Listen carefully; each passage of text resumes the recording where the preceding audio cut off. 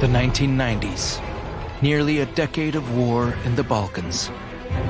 Millions lose their homes. More than 100,000 lose their lives. The world is horrified by the tragedy in former Yugoslavia.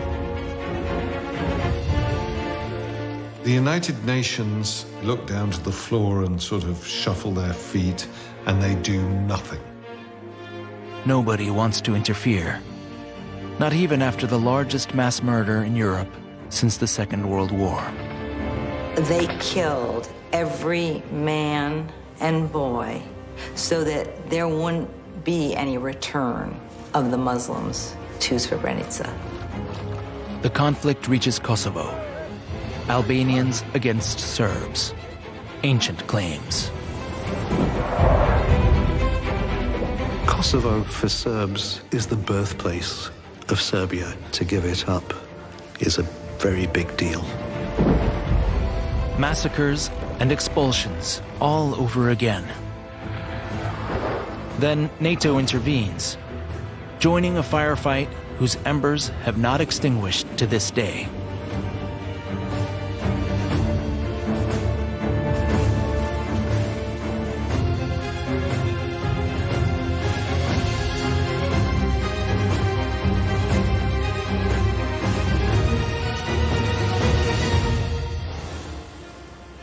March 1994. An agreement in Washington ends the war between Muslims and Croats in Bosnia-Herzegovina. They now fight together against the Serbs. The Bosnian Serb army currently holds more than 2/3 of Bosnian territory. The only chance for peace in Bosnia is if the Federation of Croats and Muslims pushes back the Serbs and creates a balance of power on the ground.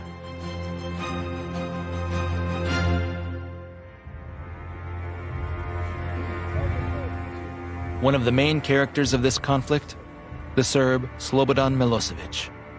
He wants to create a greater Serbia, including all Serbian settlement areas in the former Yugoslavia. The Yugoslav president is perhaps the most powerful man in the Western Balkans, a loud agitator who stirs up nationalism. The Serb supreme warlord is where all strings come together. Milosevic's governor in Bosnia is Radovan Karadzic, president of the proclaimed Serb Republic since 1992. Karadzic, a psychiatrist by training, wants to establish an ethnically pure Serb state in Bosnia-Herzegovina as the leader of the Bosnian Serbs.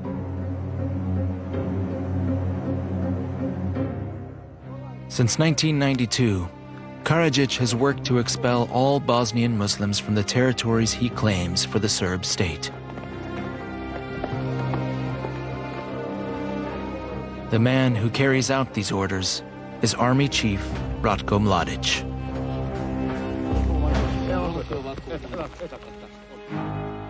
Until 1992, Mladic served as Lieutenant General in the Yugoslav People's Army.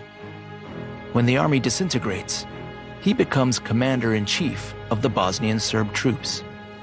He's considered a ruthless hardliner.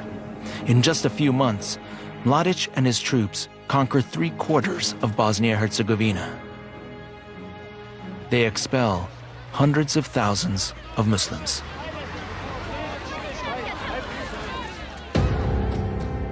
In early 1993, the north and east of Bosnia only holds isolated Muslim enclaves. Those are under United Nations protection. One of them is the city of Srebrenica, a sanctuary for 40,000 people. Surrounded by Serbian units, full of fear. Medical care and food are scarce. The French UN General Morillon sees the situation and promises to help. You are now under the protection of the UN forces.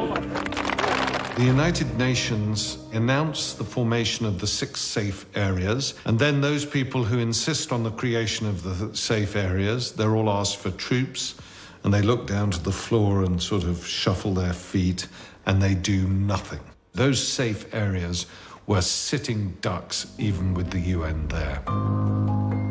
Meanwhile, the United Nations established the International Criminal Court for former Yugoslavia in The Hague.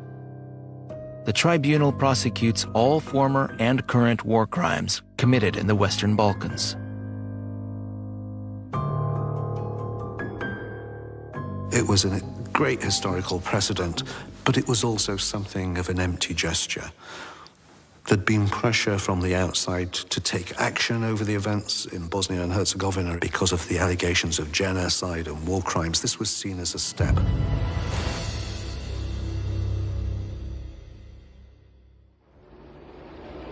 The new court doesn't prevent Serbian troops from targeting UN protection zones. Serbs also want to drive Muslims out of those zones to create a purely Serbian territory. Mladic and his fighters attack UN soldiers, even taking blue helmets hostage.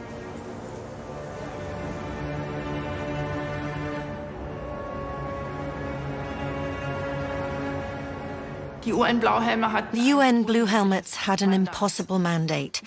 This mandate was never intended to protect the population effectively, but was a purely humanitarian mandate.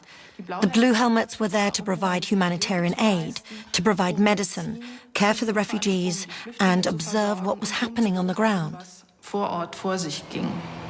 In the spring of 1995, the noose around Srebrenica is tightened. The Dutch UN soldiers stationed there are no match for the Serbian attackers. Ratko Mladic receives orders to take Srebrenica and begins to systematically weaken the UN troops.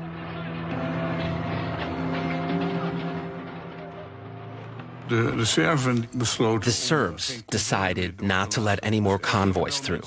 The people were allowed to leave, but no one could return. We started with 800 soldiers. In the end, we were 400 soldiers. We were on the ground with relatively few people, poorly armed. We were only allowed to go in with water pistols. Jerry Kramer is sent to Srebrenica in February 1995. As a doctor, he cares for the sick and injured in the UN protection zone.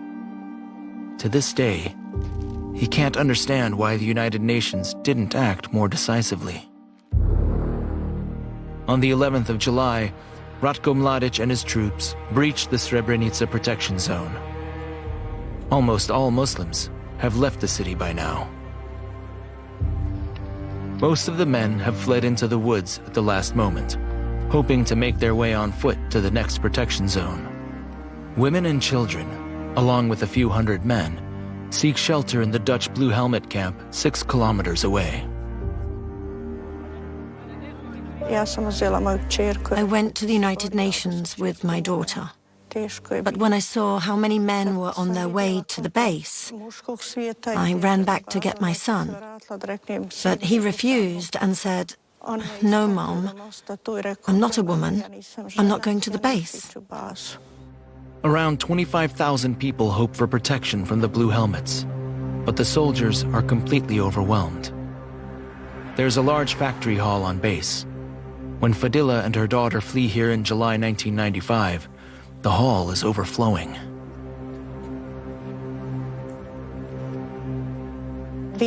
We slept on the concrete for 2 nights. We felt no hunger or thirst. There was no time to think about anything other than death.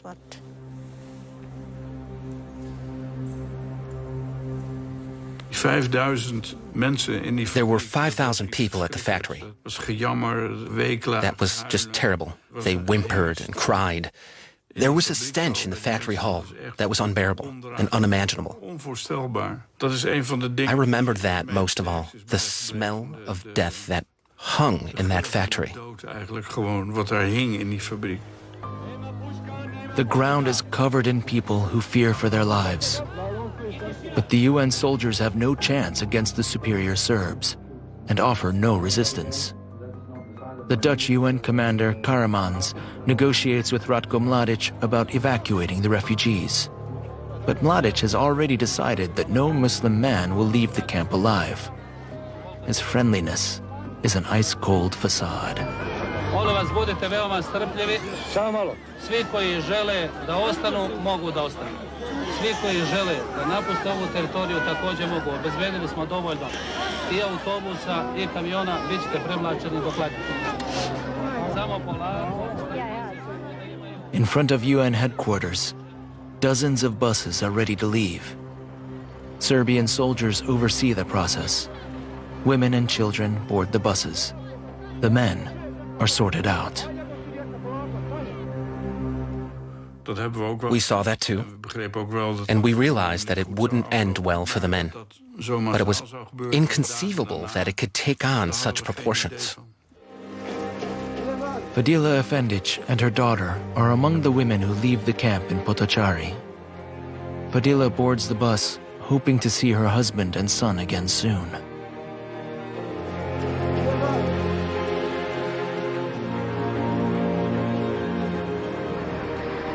The last thing I heard was that my husband and son were alive and safe. I left Potocari with this thought. Otherwise, it would have been impossible for me to get on a truck and leave. I would have looked for them. Almost all Muslim men in the UN camp are shot dead. On the same day, Mladic's troops start hunting the men who have fled into the woods, even with tanks. The refugees are weak, starving, unable to defend themselves. Those who fall into Serbian fighters' hands are gunned down. More than 8,000 Muslim men and boys are killed.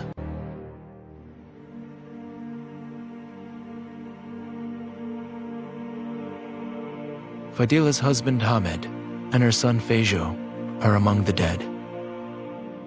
The victims' remains are only found and identified years after the massacre. The search for missing persons continues to this day.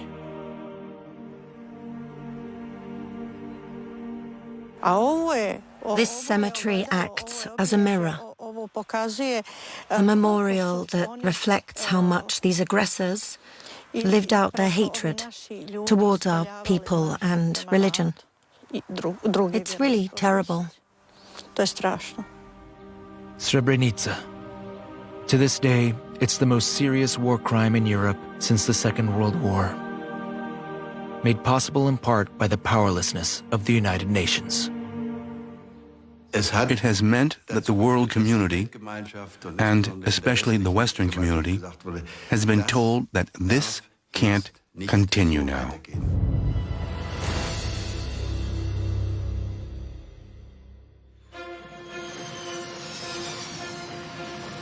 After 4 years of war, the tide begins to turn. The Croatian military has been upgraded and strengthened with US support.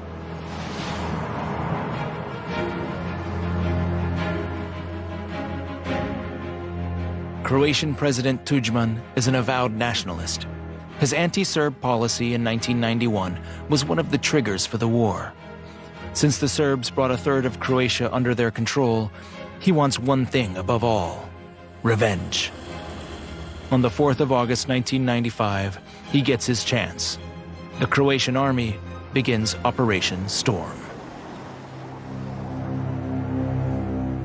The areas around Knin that have been under Serbian control since 1991 are to be recaptured and the Serbs driven out of Krajina. The Krajina was at its end. There was nothing it could do. The Croats were now well armed, they were well organized as a military, and they were determined to get that territory back. The outmanned Serbian troops retreat from Krajina before the Croatian attack begins. Milosevic had set the region ablaze. Serbia itself was now beginning to suffer. It had suffered greatly from economic sanctions, it had suffered from the burden of supporting armed conflict, and Milosevic was a master of understanding the Serbian population. And when he found out that things were turning against him within Serbia, he understood that he needed to get out of the war. This clears the way for the Croatian army. A few days before, it was clear that there would be an attack on Krajina. Drago Kovacevic was mayor of Knin then. The last Serb in this post still remembers exactly the night when Operation Storm began. I stayed at my parents' house, not in the center, but on the outskirts of town. Because he can't sleep, Drago sits on the front steps of the house and smokes.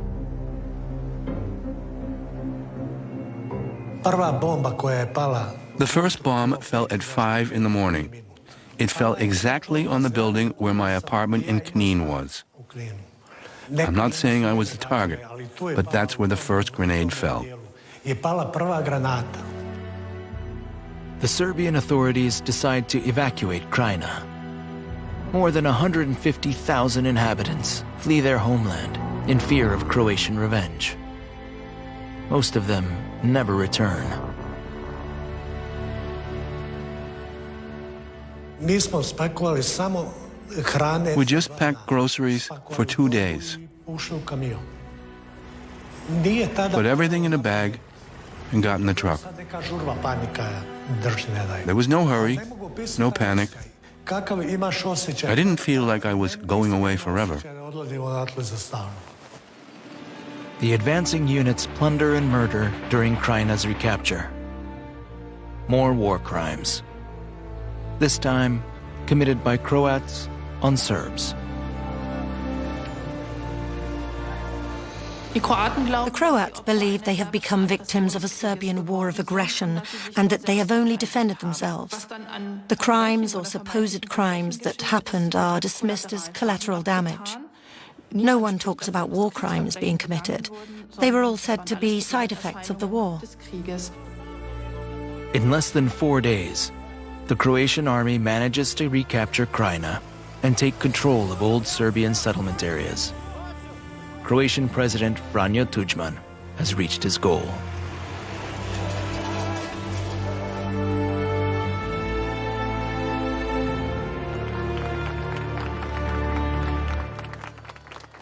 They had the support of the West to take control, to reassert control over Serb-held territory.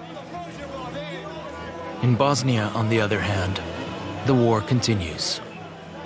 In late August 1995, a Serbian grenade hits in front of the market hall of Sarajevo. About 40 civilians die.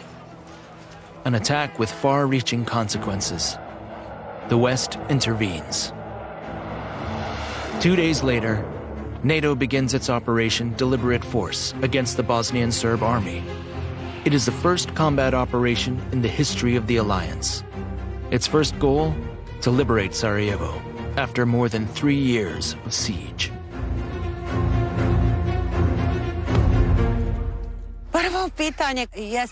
The first thing we thought was, what if they accidentally hit us? And the other thing was, there was no satisfaction at that moment that someone else was now being destroyed. People just wanted peace. We were just too exhausted. Senka Kurt and 300,000 other people still live in the city. The daily bombardment robs many of their courage to face life. More than 10,000 inhabitants of Sarajevo die in the fighting. To be honest, I am still very angry and disappointed. And I will never forgive terrible Europe and the terrible world for letting us suffer for so long. The NATO airstrikes are having an effect. More than 200 combat aircrafts from America, France, and Great Britain are deployed around Sarajevo. The Bosnian Serb army gradually withdraws.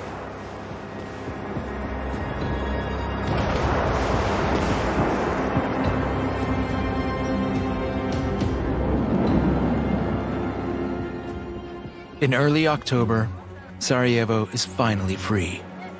After 1,425 days, a bit of everyday life returns, step by step. The longest siege of the 20th century is over. NATO bombers, along with Croatian and Muslim forces, pushed the Bosnian Serbs back east and forced Belgrade to the negotiating table.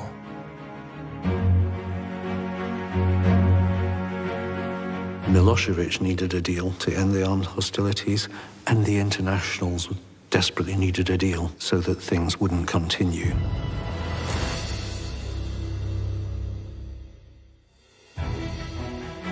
Peace talks take place at the U.S. Air Force Base in Dayton, Ohio. Shielded from the outside world, without a break.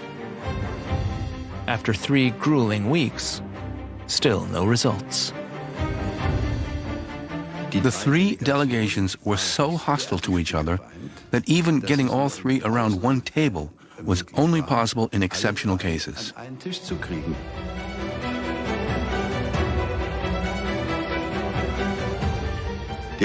Some sit in one room. We go from that room to the other as negotiators, where the others are sitting. Then they are told what the others just said. Then they say, yes, we like it, or we don't like it. And then you go back to the other room. Well, that's a tedious negotiation. Bosnia-Herzegovina is to be divided into Serbian and Bosnian-Croatian zones. But where does the border run? The Bosnian president, in particular, is having a hard time. Alija Izetbegović led his country into independence. What matters most to him is the protection of Bosnian Muslims. Izetbegović knows that no compromise can do justice to everyone. We weren't finished after a week. We weren't finished after 2 weeks. By the middle of the 3rd week, the situation was so desperate, I reported, it's failing. We'll probably come back empty-handed. Negotiations are deadlocked. Then the Americans succeed in pushing things forward with a trick.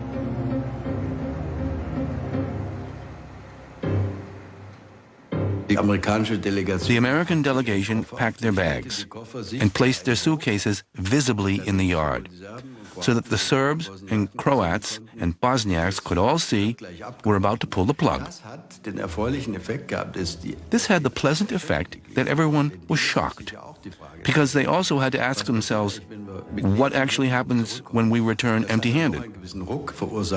That caused a certain jolt. And it is thanks to several lucky coincidences, more than talents or other factors, that the signatures were actually possible after 21 days of incessant day and night negotiations. It was a real marathon. The heads of state meet in Paris to sign the Dayton Agreement on the 14th of December. The Bosnian War ends after 43 months.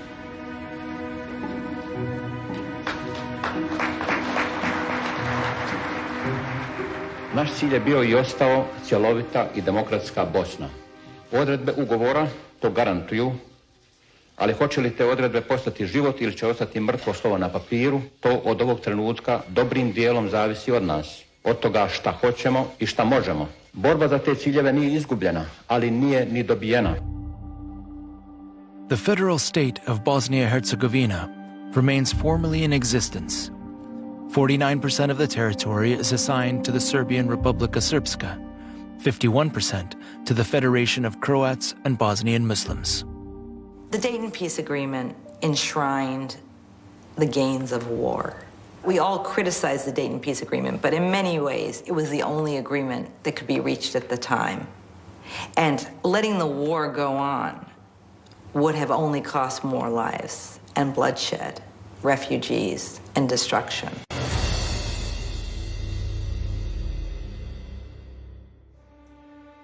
The Dayton Agreement is a turning point in Yugoslavia's long death struggle. Now, Kosovo will be the focal point, the Serbian province between Montenegro and Macedonia. Almost 90% of Kosovars are Muslim Albanians. For a long time, they have wanted to be an equal republic within Yugoslavia and not ruled by Serbs. Kosovo for Serbs is the birthplace of Serbia. It's the founding place of the Serbian church. It's where the ancient historic Serbian monasteries are to be found. To give it up is not impossible, but to give it up is a very big deal. In the spring of 1981, protests first took place around the University of Pristina. Albert Merdita was 21 at the time.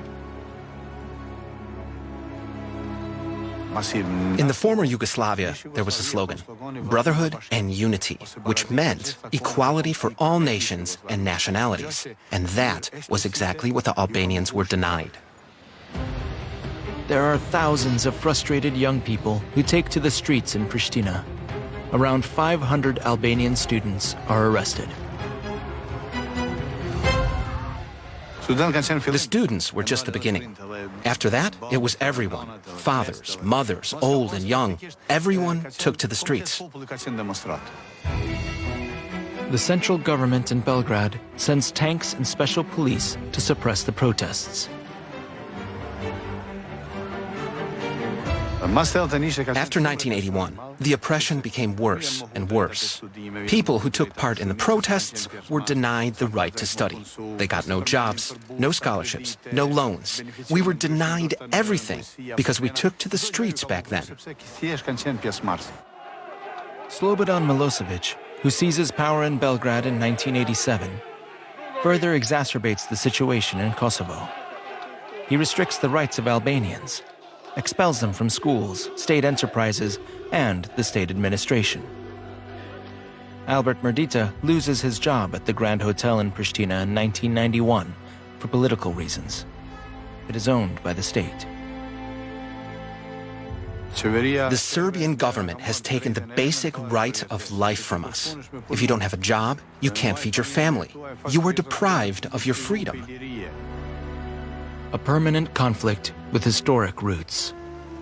The Serbs insist on the status quo, which serves the interest of the Serbian minority in Kosovo. Then, the Albanian majority changes its strategy. The lesson of Dayton was the way to get independence and recognition was to fight a war. And that was what many Albanians saw as the only possible solution.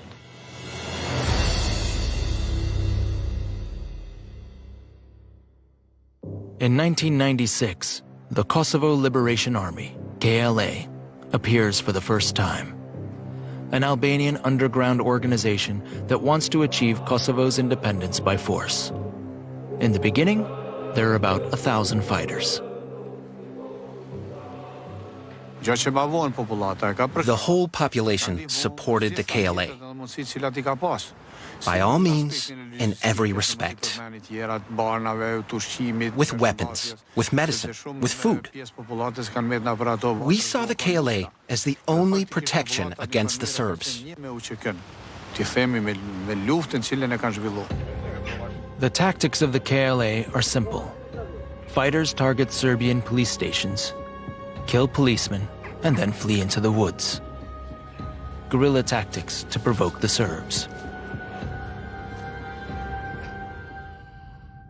The KLA clearly had the goal of provoking a harsh backlash to arouse the interest of the international community and possibly draw the international community into a military intervention in Kosovo.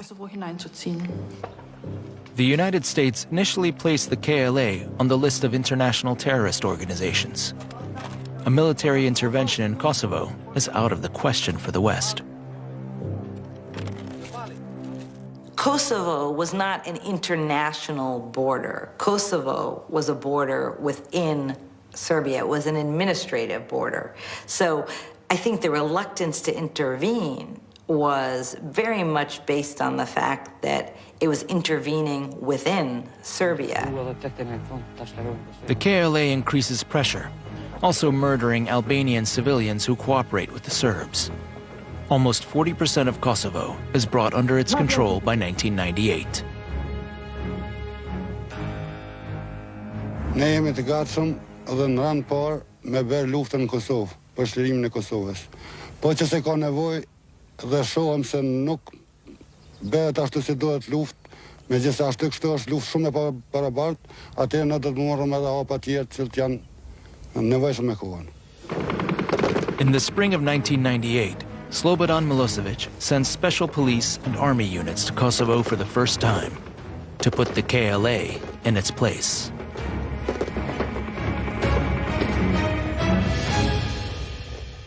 It was evident that the Serbian forces were more than a match and could wind them up and roll them back whenever they decided to go into action.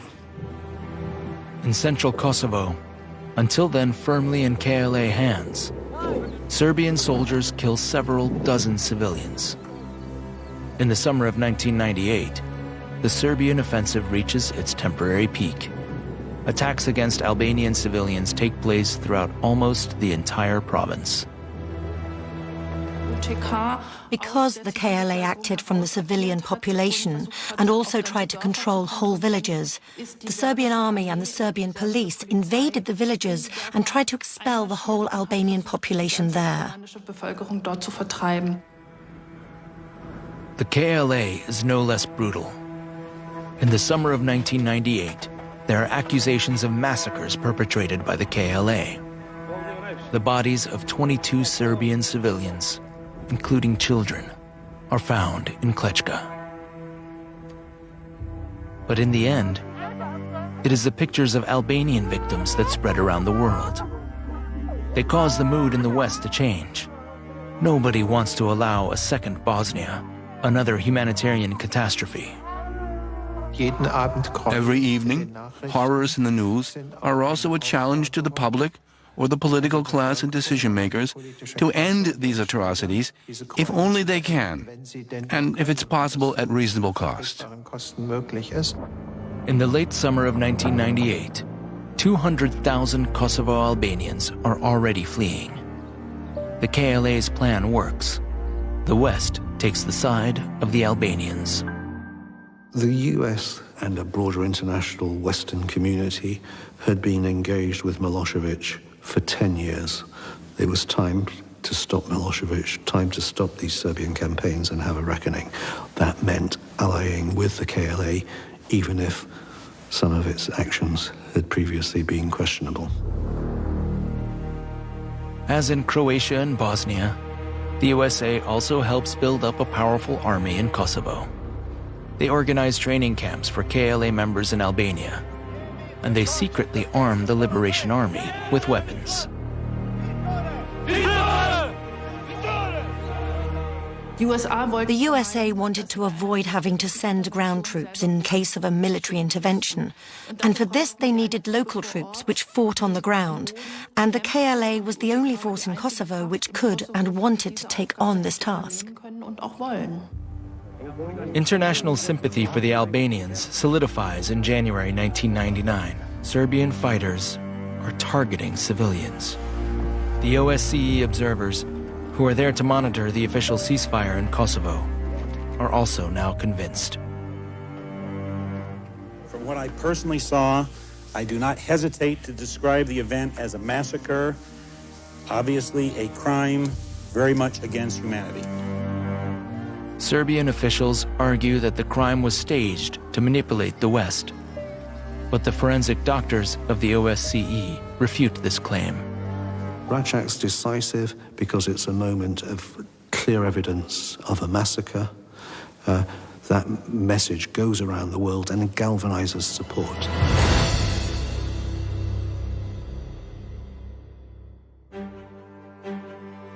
The moral and media pressure is getting too high. NATO intervenes. Their preparations have been going on for months.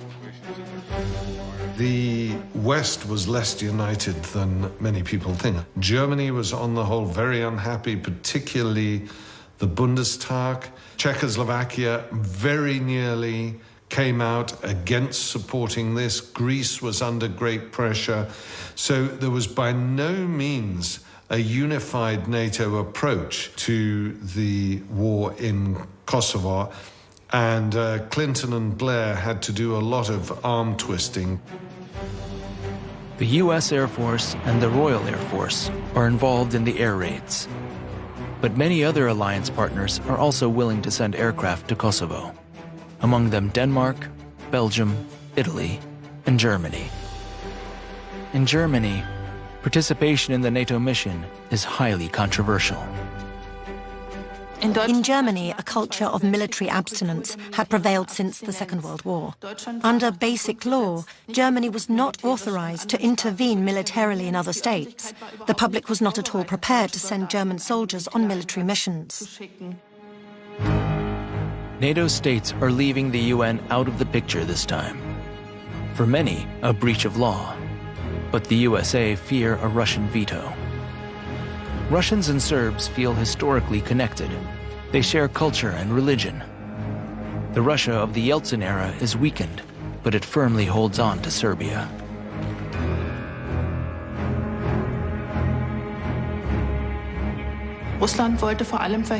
Russia wanted to prevent the West, especially the Americans, from gaining too much influence in southeastern Europe, at a time when NATO was expanding and the influence of the West was growing throughout Eastern Europe, from the Baltic states to the Balkans.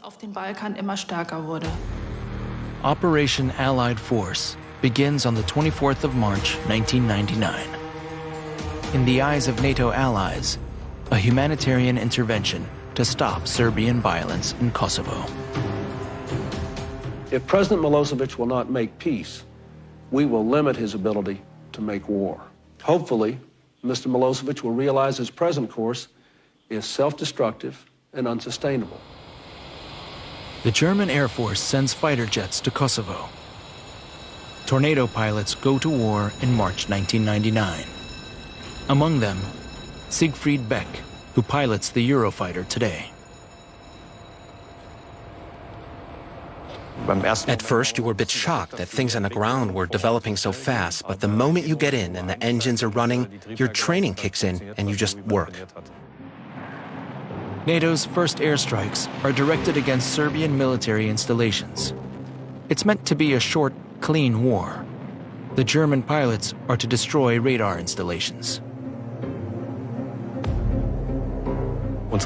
Our missile is designed to destroy only the radar antenna, and no one is sitting at the radar. Nobody voluntarily exposes himself to this radiation, and then the radar antenna is simply destroyed, and it just doesn't work anymore. With this order, the German tornadoes start their journey towards Kosovo. Their opponents fire back.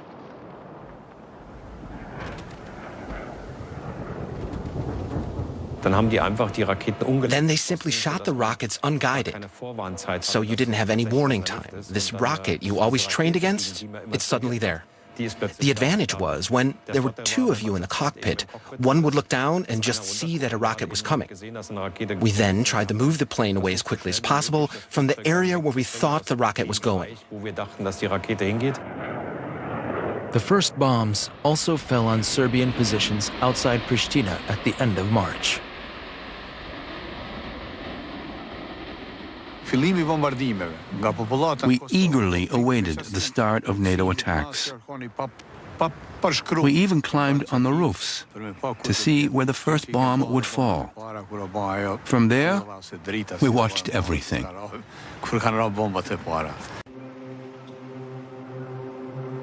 While NATO drops bombs, the situation on the ground worsens. The Serb troops in Kosovo feel challenged by the West and take ruthless action against the Albanian population.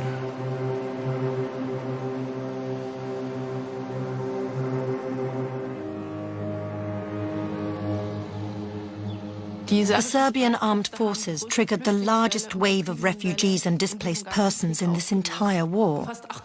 Almost 800,000 people were driven out of Kosovo when NATO began bombing. Many refugees walk hundreds of kilometers on foot or are crammed into truck beds. They want to get out of Kosovo and into Albania and Macedonia as quickly as possible.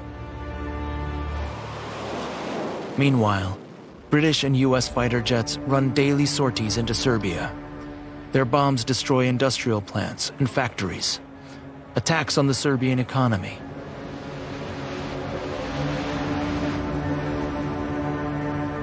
Olivera Petronic follows the war at home in Belgrade. She sees her country drown in chaos. But most Serbs support their president, Milosevic. After years of propaganda, people believed that what he did was just, that he only defended the Serbs. The bombings met with great resistance. We were attacked by a great world power. Of course, we stuck together. Even Belgrade is not spared by NATO bombs. For the first time in the long Yugoslavian conflict, the inhabitants of the Serbian capital are directly affected by the war. At some point, they started dropping graphite bombs. Then the electricity was gone and we had no more water. The graphite bombs caused short circuits in the electricity and water works. The NATO attacks increasingly target the perseverance of the Serbian population. Reports of civilian casualties pile up. In April, NATO missiles hit an express train. 14 people are killed. A little later, a bomb falls on the RTS television station in the heart of Belgrade. 16 employees die. Young people, especially technicians. That was a great tragedy. These people were not victims near military objects. They were simply killed at their workplaces. NATO intervention is costing more and more Serbian civilians their lives. It is estimated that more than 1,500 people die in Serbia as a result of the airstrikes. Around 5,000 are injured. For many, they were the greatest criminals in the world. And this is still the case today. Most people in Serbia see NATO that way. There are no two opinions. They bombed us, and that's all. Many Serbs still see themselves as victims of Western aggression.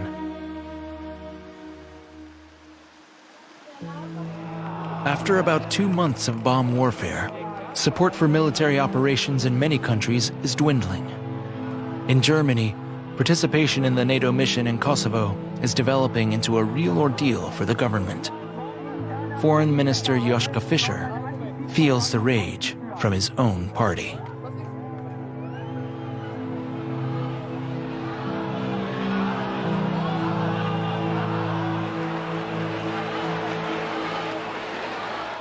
Ich halte zum jetzigen Zeitpunkt eine einseitige Einstellung, unbefristete Einstellung der Bombenangriffe für das grundfalsche Signal. Milosevic würde dadurch gestärkt und nicht geschwächt. Ich werde das nicht umsetzen, wenn ihr das beschließt, damit das klar ist. Only 4 weeks later, in the beginning of June 1999, Slobodan Milosevic unexpectedly gives in. Dragi građani, srećan nam mir. U ovom trenutku naše prve misli treba da budu posvećene herojima koji su dali svoje živote u odbrani otadžbine, u borbi za slobodu i dostojanstvo svog naroda. Nismo dali Kosovo. To me, the key thing that makes a difference is the indictment by the International Criminal Tribunal, because it runs counter to all Milosevic's assumptions about the situation, and suddenly he doesn't know where to go, and he turns around very quickly and says, right, must be a mistake, let's get out of this as quickly as we can. After 78 days of air raids, rapture on Belgrade's roads. The Serbs celebrate peace, not their president.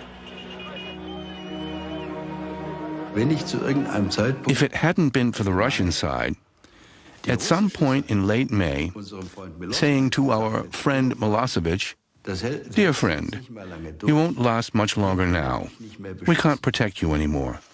Then he might not have raised the white flag in early June. Kosovo becomes a UN protectorate within the Federal Republic of Yugoslavia. The United Nations establish a transitional administration and send Blue Helmet soldiers, the so-called Kosovo Force. 50,000 soldiers from 39 countries are tasked with securing peace in Kosovo. Their mission continues to this day.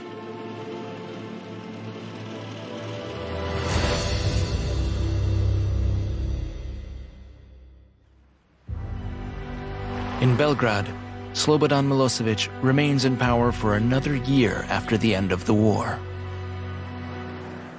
When he finally left power, left Serbia in a position where it was, in many ways, tattered, sanctions, it had been bombed, people were disillusioned, there was a sense of uncertainty in every way.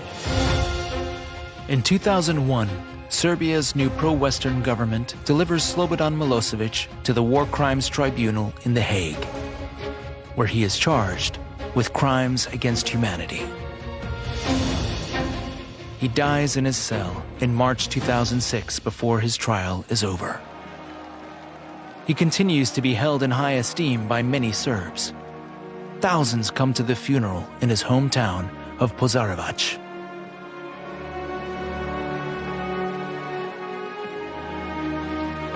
Bosnian Serb leader Radovan Karadzic is arrested in 2008. He has lived in Belgrade, unrecognized under a false name, for more than 10 years.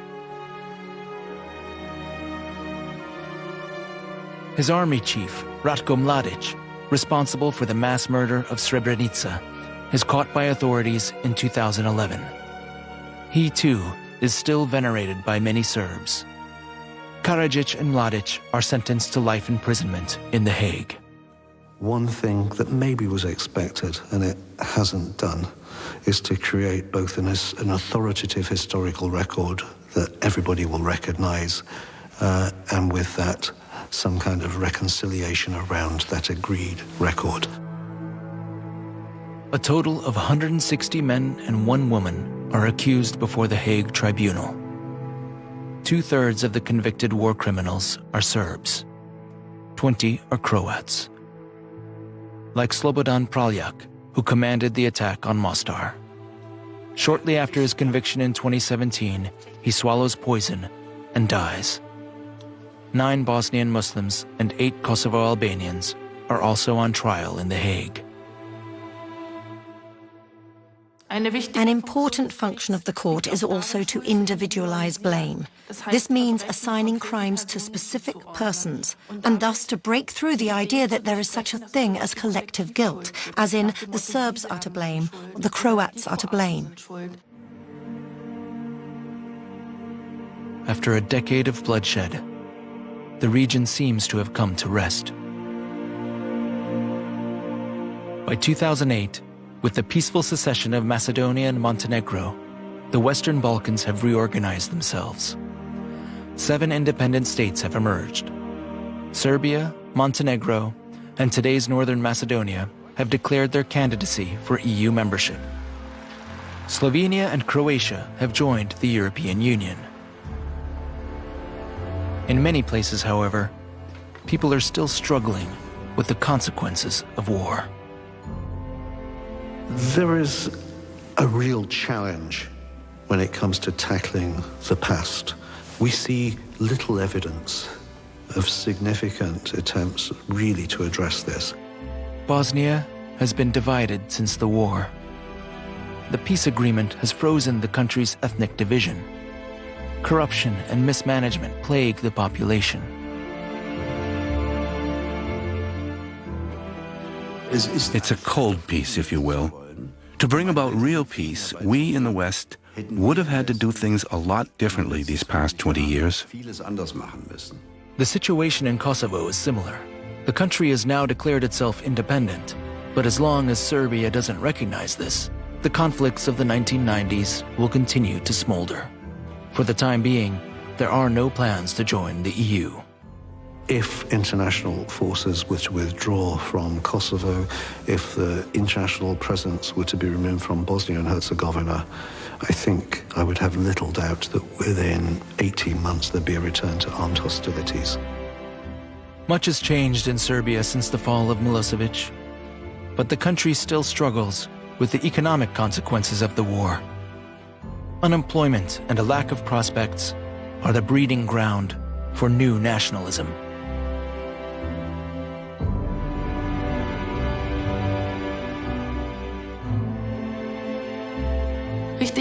But the international environment is also very unfavorable at the moment in terms of promoting normalization, democratization and reconciliation.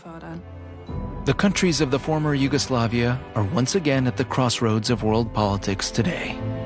The EU and Turkey, Russia, the United States and China are fighting for economic and political influence. We won't see what it means for several years and decades to come. But the idea that Turkey and Russia, possibly other countries, are using it to wage their geopolitical battles is important and will have consequences for the rest of Europe. Peace in the Western Balkans remains fragile. One spark could be enough to cause the powder keg to explode again.